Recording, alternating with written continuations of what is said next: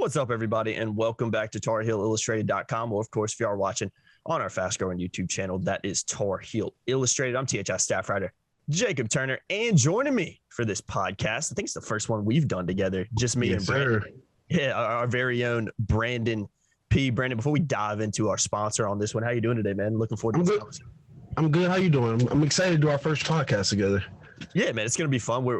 For those who don't know, and I'm sure you clicked on this video because of the NFL draft coming up in Las Vegas on April 28th. Brandon's kind of been leading the coverage on that for us over here at TarHeelIllustrated.com. He was at Pro Day, which I'm going to ask about in a second.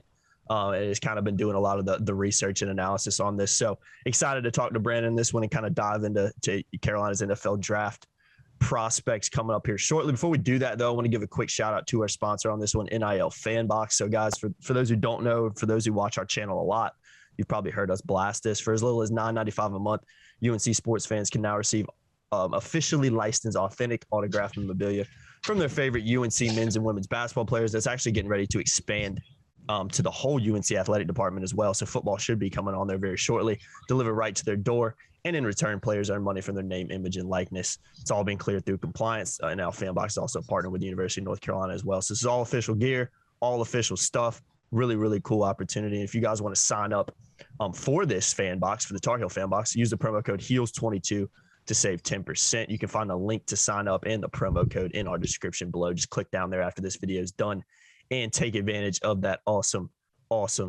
opportunity. All right, Brandon.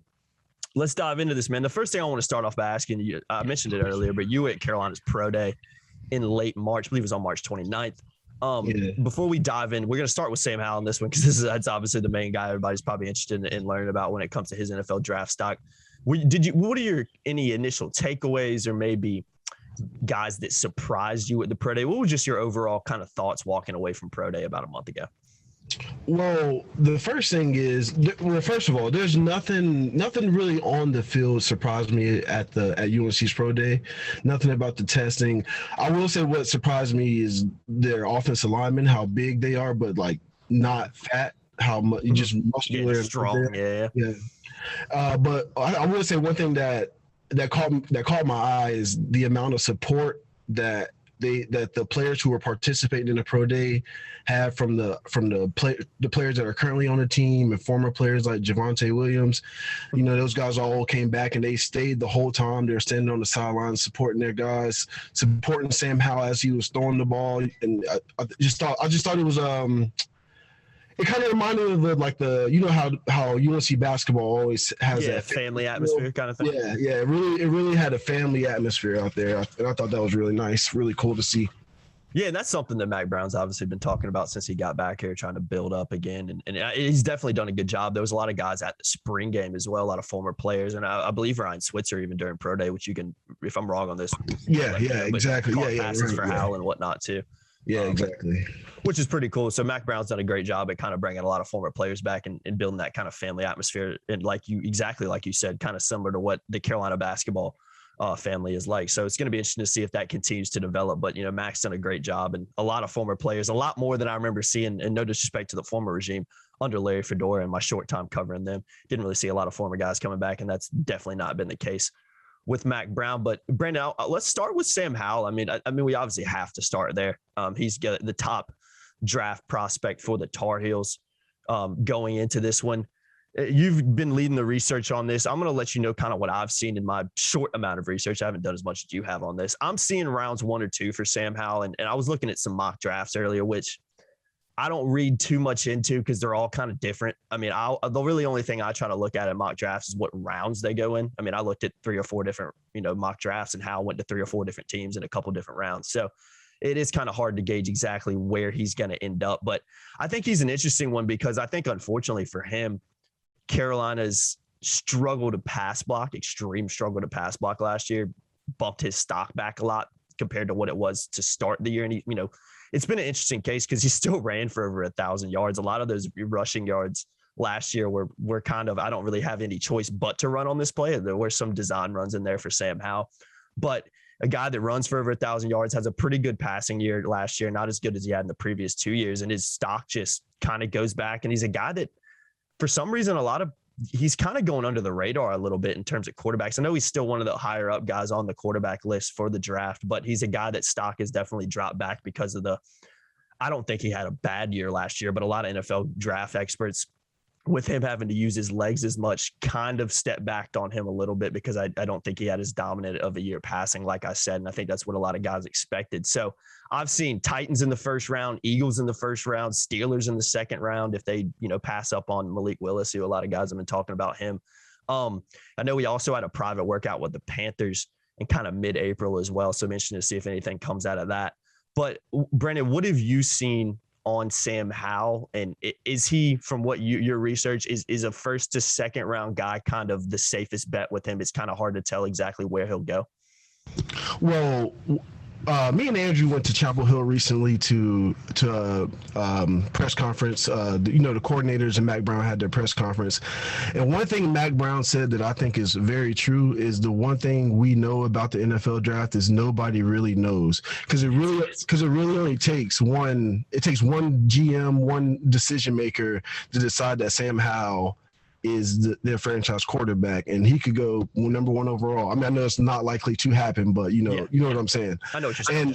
And I think, like, with all the people who do the scouting reports and the mock drafts, in my honest opinion, I think they're not giving Sam Howell enough credit for what he accomplished his first 2 years throwing the ball. I think he's one of the most efficient. He was one of the most efficient deep ball throwers in the country. He led the country in passes over 30 yards, and he led the country in passes over 40 yards. His freshman year, out of his 38 touchdown passes, 21 of them came for 30 yards or more. And I think the ball placement that he puts on his balls was just remarkable this first 2 years. And then last year, obviously, he did take a dip. His passing percentage took a dip, but he also lost a lot of NFL caliber players. Yeah, it's great point. And I think I just think they're putting too much. I think a lot of the national guys that do the mock drafts, I'm not sure if they're watching every Sam Howell snap like we are. I'm pretty sure they're just looking at stats and watching film and trying to get it and trying to analyze him. So what I'm saying is, if I was an NFL GM, my takeaway from Sam Howell's career would be, if you put the right pieces around Sam Howell, he can be an elite quarterback. And if you don't put the right pieces around Sam Howell, he's going to scratch and claw, and he's going to do whatever he can to get his team to win. Because like you said, he did have a down passing year, but if you look at his numbers, he still threw for over 60% completion percentage. He threw, I think, 24 touchdowns and 9 interceptions. And it's like and then if you take away the sack yards, he ran for over 1,100 yards and 11 touchdowns. So it's like, you put all that together. If I'm a GM, I'm saying this kid has all the physical tools needed. We just need to put the right tools around him, and that's the job of an NFL GM. Yeah, I think you hit the nail on the head, Brandon, especially what you said with the kind of national guys looking at Howell, because I don't think the people who cover Carolina like we do, we know kind of I don't want to say lack of talent, and I'm not trying to be critical with that, but I think it's a fair assessment last year at the wide receiver position. You had a guy like Josh Downs, who's absolutely fantastic, but you kind of look past that, and that's kind of it. You had an Antoine Green, who I think kind of grew into a role a little bit throughout the season, but still wasn't an elite receiver, had a lot of drop passes. It was one particular at NC State, a couple plays in a row, which he just should have caught the ball for a touchdown and simply didn't. So he was kind of developing. You had Justin Olsen, hadn't played a lot last year. You had Emory Simmons, who ended up transferring, who I just don't think was, at the end of the day, good enough to play at an elite level program like North Carolina's trying to be in that kind of offense. And you had Todd Chandler, who really grew into a role late in the year and was really good for the Tar Heels, but started off, was a little bit slow and was a transfer, had to get used to everything. So I think I would, like you said, I would look at the sample sizes from Howell's first 2 years, because you had NFL guys around him, Michael Carter, Javonte Williams, De'Ami Brown. And obviously, when you're going to the NFL, you're going to have more NFL guys around you. So that's what I would kind of judge Howell off of. And unfortunately for him, with the national media, the fact that Carolina's O-line was so bad at pass blocking, it forced him to run so much, really dropped his stock, because I think guys were like, okay, I saw he ran for over 1,000 yards, but I don't care about that. I don't want to see what he can do. I'm looking solely at his passing stats. They're not as good as they were his first 2 years, so he's not as good as he used to be. And I think that's an unfair way to kind of look at Howell, because I personally think somebody's going to end up getting a gem at quarterback in Howell. I think he's getting overlooked. I think he's a guy that probably should go in the first round based off his first 2 years. And I think he's a guy that could end up going to a better overall organization that's going to have better coaching staff, better players around him, and they're going to use him even better. So I think it could end up working in Howell's favor. Anything else you want to hit on with Howell? And let me ask you this. Where do you think, from what you've seen, do you think he's kind of an early second rounder or a late first rounder? Where are you kind of projecting him to go in that situation? I think quarterbacks are always go higher than expected because you can't win without them. So I think somebody will take a chance on him in the first round. And last thing on Sam Howell, when I was doing the research, I saw a lot of people comparing him to Baker Mayfield. And I just don't think that's a fair comparison because, you know, as a quarterback, the physical part of throwing the football accurately and throwing the football hard is not the majority. It's not the biggest part of the job. The biggest part of the job is a mental thing. It's your leadership. It's how you are in the locker room. It's how you communicate with your guys. And I think when you compare Howell to Baker Mayfield, no offense to Baker Mayfield, but I think Howell as a freshman in college was more mature than Baker Mayfield is right now as a whatever, like a 6-year veteran. I don't think obviously we can't look into the future, but I don't think we'll ever have Sam Howell having a public rift between him and his the organization that he plays for. I don't think he'll ever bash teammates through the media because he hasn't. And we haven't seen, like in college, we've never seen Sam Howell take the UNC flag and plant it in the middle of somebody else's field. We've never seen Sam Howell flick off other people's fans. And this season, like this past season, he went through so much adversity that this is the season that if the Sam Howell that we saw, the professional Sam Howell that we saw his freshman year and his sophomore year, if that was fake, if that was a facade, this is the season that it would have all unraveled, and it didn't. He was the same guy after he threw the touchdown pass in Miami, the game-winning touchdown pass against Miami his freshman year, and he was the same guy that lost in against USC in the Duke's Mayo Bowl. He never changed. He was always consistent. If you're a GM, that's something that you would want to look for in a leader of your locker room. Someone who's always going to be consistent in their mood, in their tone, in their expressions. You just know no matter what your team is going through, the quarterback is always going to be the same guy. I think it's kind of like a Joe Burrow thing. No, yeah, I agree. I think Howell's that guy that personality wise, leadership wise, very even keel, very straightforward, great head on his shoulders. And I understand what you're saying with the Baker Mayfield. I think a lot of people throw that comparison out because they're about the same height and they both kind of look the same. But yeah, in terms of what they bring to an organization, I think it's completely different in that respect. So yeah, I couldn't agree with you more. Now Phil Longo, his comparison was Drew Brees. Mm-hmm. And AJ, his comparison is Russell Wilson. So, you know, there's some other guys out there that has the similar build as Sam Howell, but I think that he compares more favorably to mentally. Mm-hmm. Yeah, no, I couldn't agree more on that. Good stuff on Howell. And like I said, expect kind of a late first round, potential early second round, anywhere in that range. We'll see where he goes. But I'm very interested to see who gets drafted because I genuinely think whatever organization gets him is getting a really, really good potential, really, really good quarterback at the next level because I think he has all the tools to do so. All right, Brandon, let's kind of move on from Howell in this one. We're going to loop these guys. We're kind of separating. There's a lot of guys that worked out at UNC's Pro Days, a lot of guys that are kind of eligible for the draft here. And these are the guys that we found that from the mock drafts, from Brandon's research, from my research as well, these are the guys that are likely to get drafted. So you got Sam Howell, Ty Chandler, Joshua Ezeudu, Jeremiah Gemmel, and then we're going to throw Marcus McKethan in there because he was another guy that was invited to the NFL Combine. But from what we've seen with him, which we'll hit on him a little bit later, kind of seems like an undrafted free agent to a very, very late rounder and where he'll end up. So I want to start with Ty Chandler, Brandon. And for me, Chandler, like I said, he grew up throughout the year, kind of grew into his role at North Carolina, had a really good career at Tennessee as well, and finished second team All-ACC. So I think Chandler's stock ended up going up throughout the season because he was a guy that started off a little bit slow and just kind of had to adjust it to North Carolina's offense and his new role in there. I'm seeing fourth round. That's kind of the most common thing I'm seeing with Chandler on the NFL draft boards. What have you seen from Chandler in your research? Because I think he has the tools to be a good running back at the next level. I think he's got speed. I think he's got athleticism. He's got ability to catch. I think he's got a decent ability to block out of the backfield, even though I do think that's something he needs to continue to work on. But I think he's a guy, and with his special teams ability as well, that could be a really good pickup at the next level for a team. Yeah, I think his biggest asset is by far his speed. I think over 10% of his runs last year ended in went for 15 yards or more. So I think the combination of his speed and his ability to catch the ball, it will allow offensive coordinators to move him around different places. So he's not just, standing behind the quarterback and receiving a handoff and getting hit a lot. Because, one knock on him, or one thing that teams might be wary of, is he is already 24 years old. So his ability to go to different positions, like he can put him in the slot, he can catch passes out of the backfield. Like you said, he can return punts. He has a history of doing that in Tennessee. So if you can become an all-purpose back and do more things, the more valuable he'll be. I think another concern with Ty Chandler is he didn't test. He did very well in the 40, which everyone expected, because he has that home run threat. I think teams will be wary of his shuttle run.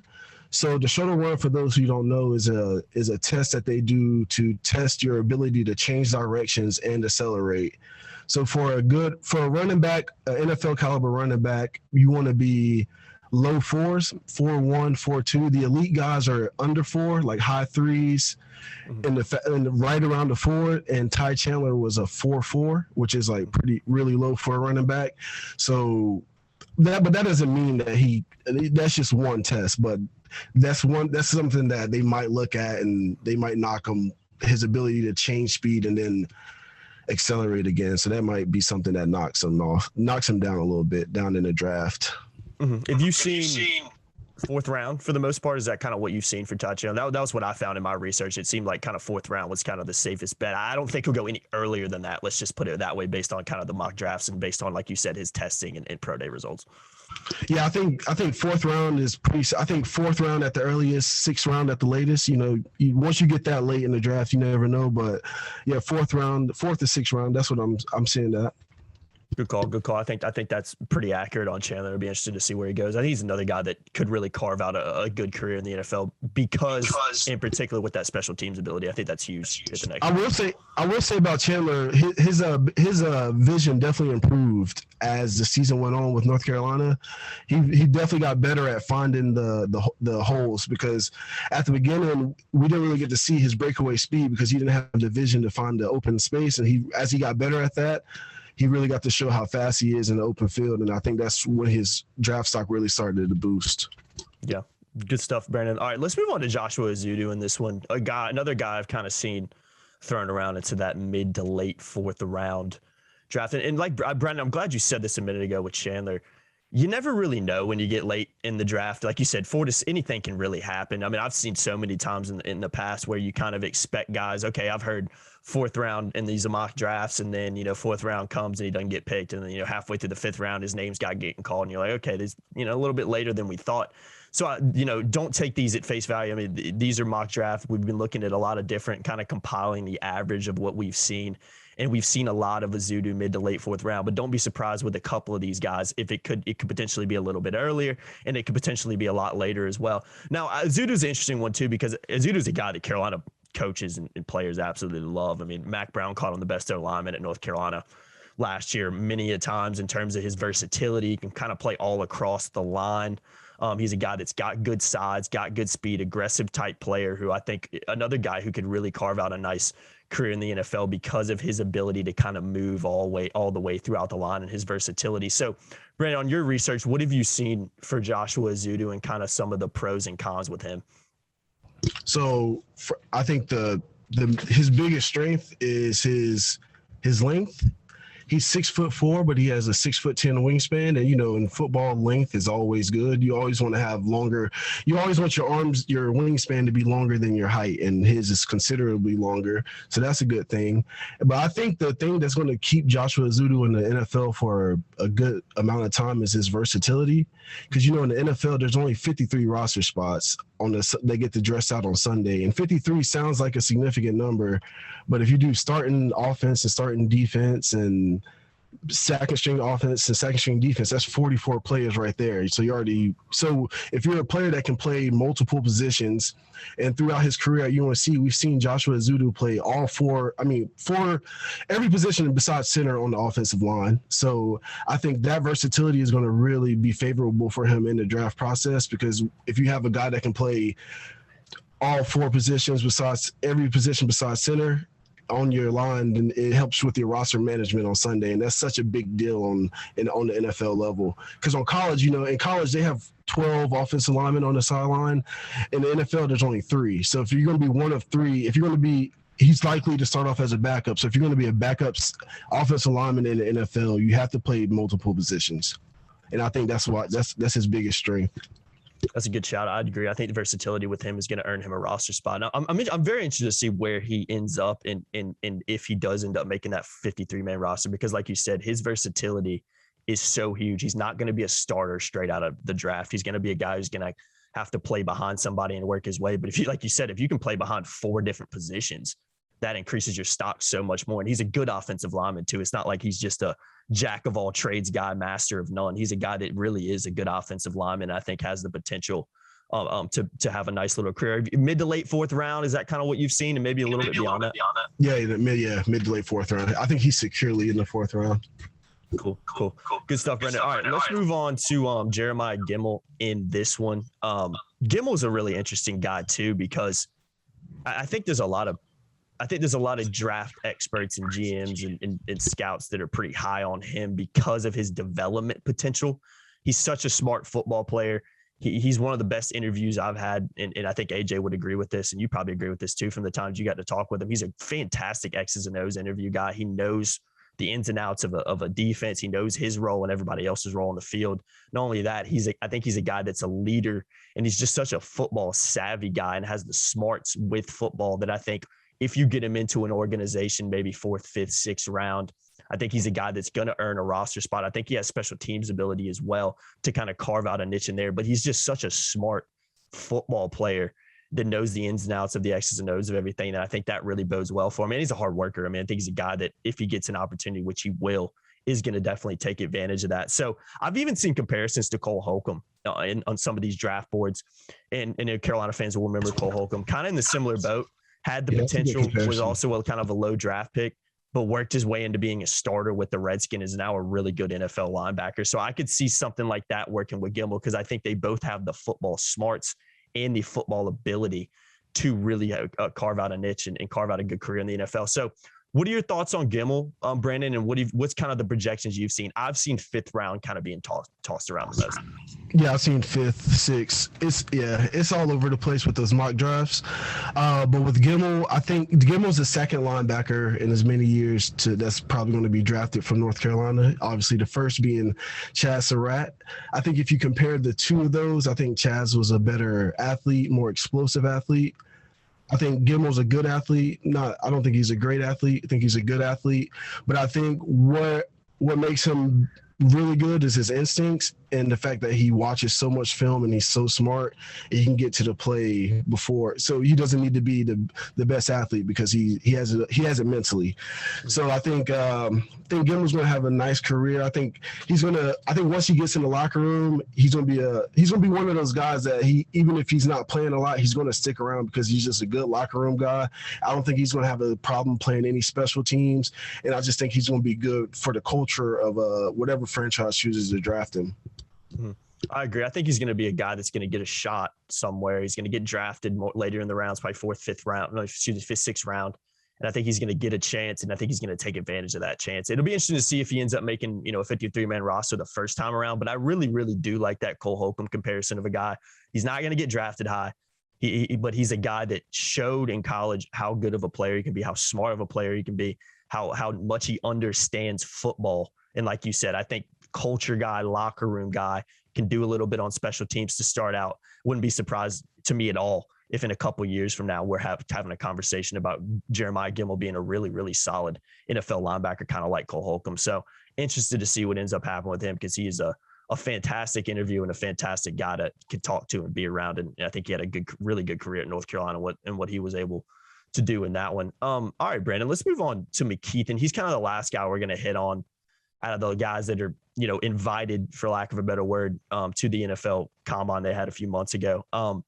With McKethan, I'm seeing undrafted free agent a lot. I'm seeing kind of a very late rounder. I've seen some 6th and 7th round. And like you said, Brandon, you said it, you hit the nail on the head earlier. You just never know with these mock drafts, especially when you get late. You can kind of pinpoint where Howell's going to go. Okay, he's going to be 1st or 2nd round in here somewhere. But once you kind of get past that 3rd round, going 4th, 5th, 6th, anything can really happen at that point. It just depends where guys fit, if they stood out in any of their workouts, if one organization liked him a lot more than any other organization and feel like they can fit him into a niche. So what have you seen with McKethan? I don't think he'll be it doesn't seem like he's a guy that's going to get drafted, but he's got the size.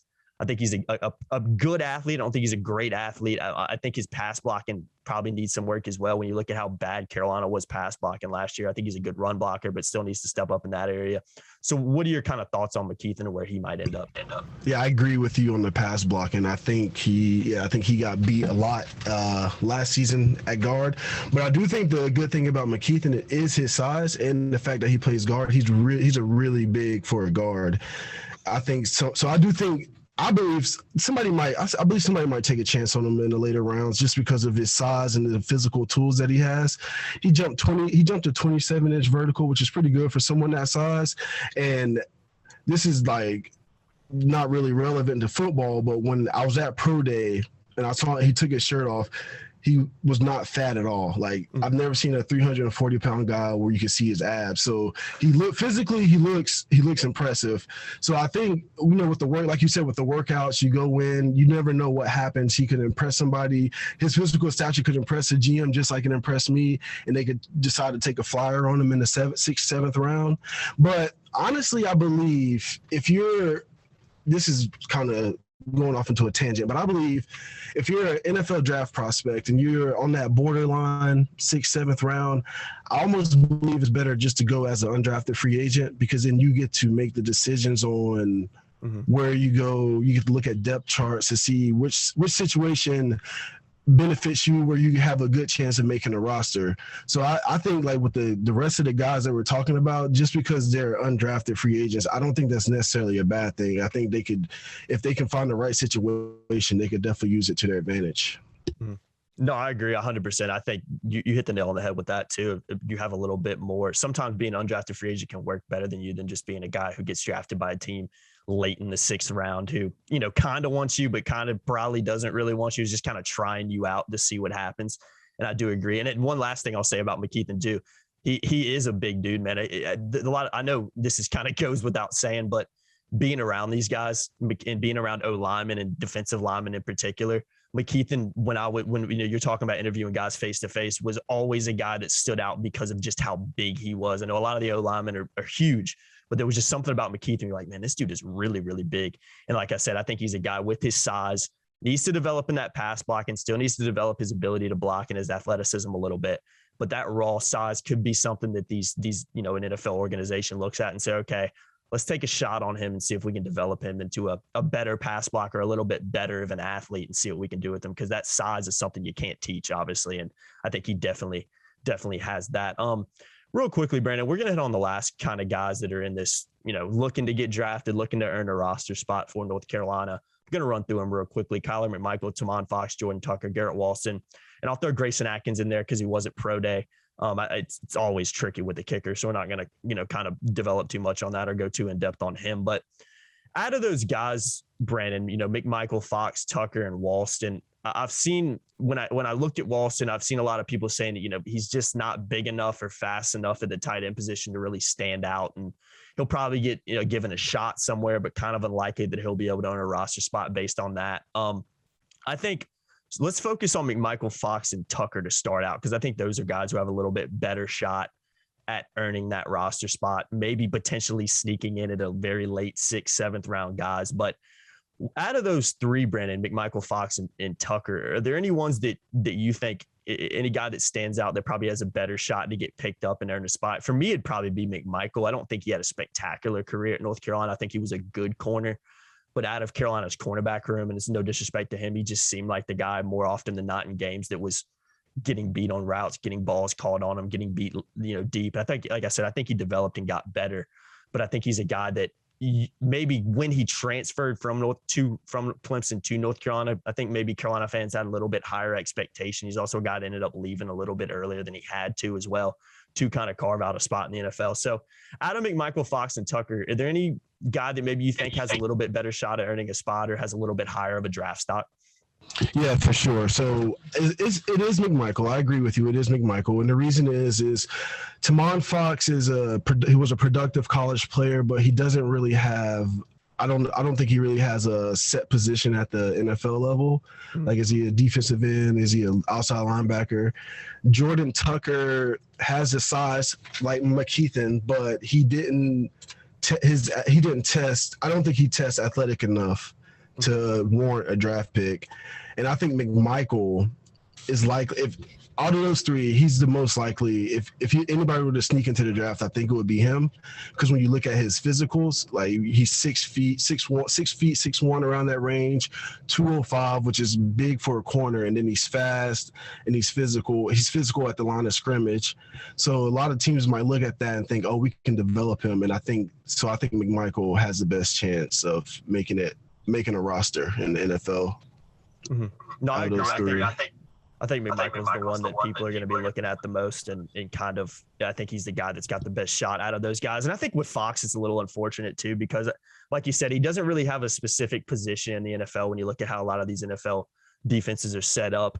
And he's also a guy that's been around college for so long. I mean, his freshman year was back in 2016. So he's a guy that's, I don't know how old he is right now, but he's obviously up in age, kind of like you said with Todd Chandler. And that can usually be something that's kind of used against you because you're older, you don't have as much development potential in NFL, GM and organization's eyes because you've been around the college level. And he was a guy that played in college for a long time, but, for lack of a better, was never really elite. And kind of when you got a guy that's kind of in his 5th, 6th year in college, you expect him to really dominate games. And I just don't think Fox ever, for whatever reason, ever got to that level in this one. So, I mean, Brandon, that's a good place to go ahead and wrap this one up. Like I said, I think Carolina's got 5 guys in particular with Sam Howell, Chandler, Ezeudu, Gemmel, and McKethan that have legitimate shots. And you could even throw McMichael in there potentially, depending on, where he ends up at getting drafted. But I think you've got a number of guys throwing McKethan in there, McMichael, potentially Fox and Tucker, maybe even Walston and Atkins. We'll see.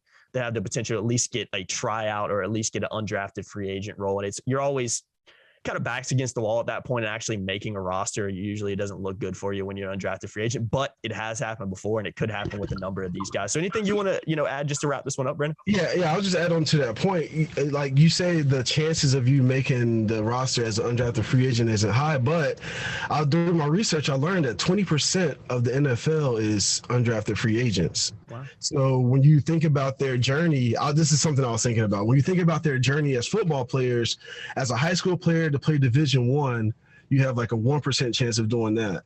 And then to go from college player to being drafted, you have like a less than it's low.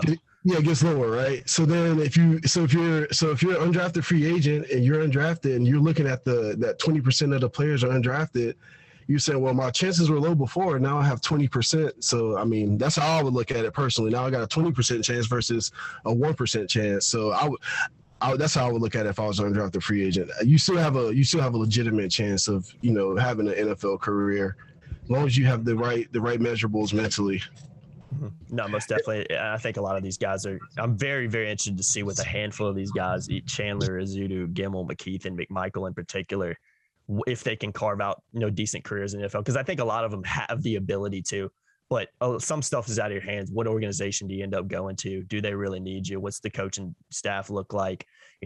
What's the defense or offense set up like? Does it really fit your game? And sometimes that can backfire, or sometimes that can really, really help you if you go into an organization that likes what you can do and feels like you have a specific niche where they can work you in.